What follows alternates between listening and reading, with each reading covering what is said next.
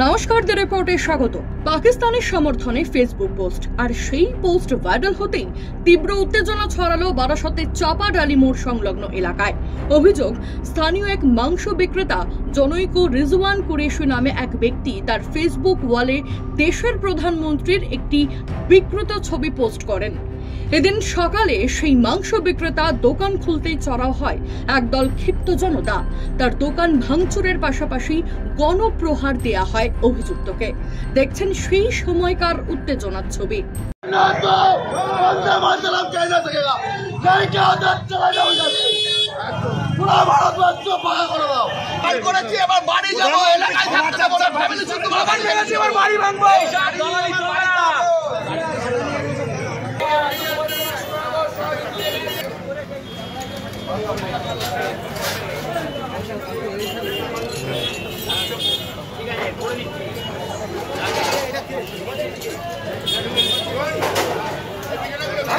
ওদেরই কর্মচারী হবে।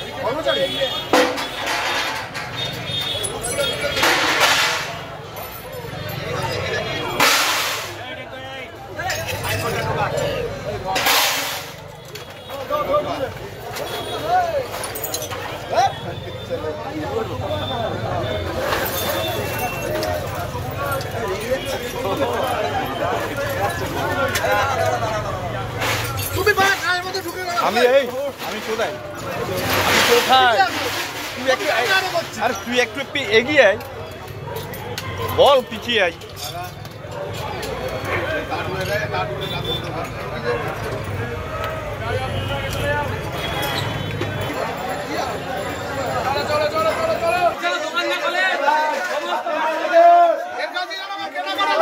কাছ থেকে কেউ কেনাকাটা করবে না।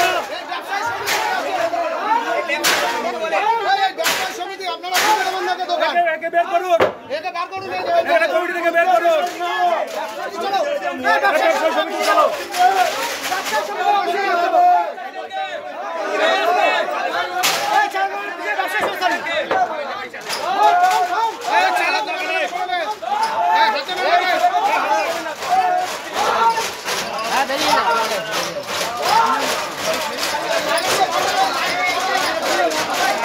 এখানে ব্যবসা করে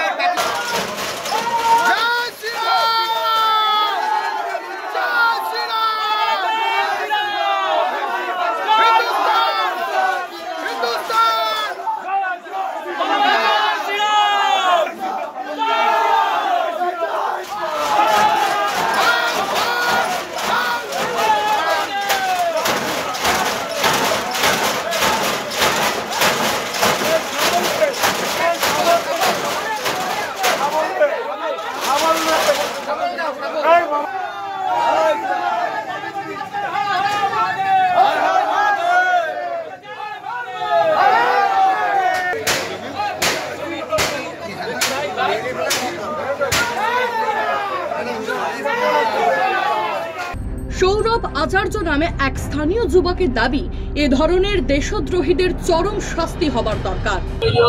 দেখুন, আজকে আমরা সেন্টুর থেকে খবর পেলাম, আমাদের এলাকার ছেলে সেন্টুর কাছে খবর পেলাম, এই যে এই দোকানটা দেখছেন না, কি কুরেশি জানো, এ পাকিস্তানকে সমর্থন করে ফেসবুকে লিখেছে। তা স্বাভাবিক, এটা আমাদের খুব আঘাত লেগেছে।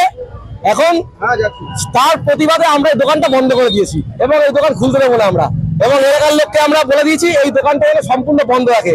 এরা পাকিস্তানের দালাল, এদের একটাই কথা, এদের সম্পূর্ণ লাথি মেরে সব এই ভারত থেকে পাঠাতে হবে, পাকিস্তানে পাঠাতে হবে, একটাই কথা। আমরা এখন থানায় যাব, এর নামে কমপ্লেন করব। এখানকার পিসি পার্টির যিনি আছেন তিনি বলেছেন থানায় কমপ্লেন করতে, তারপর আইনের মনে চলবে।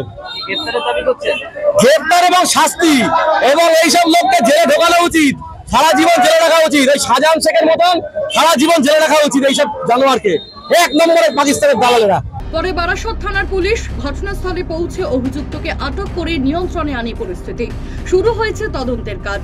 তবে এই আবহেই খবর পাওয়া যায় সেই উত্তেজিত জনতা বারাসতের বড় বাজারেও একটি মাংসের দোকানে চড়াও হয়ে ভাঙচুর চালায়। বারাসত থেকে শান্তনু বিশ্বাস, দ্য রিপোর্ট।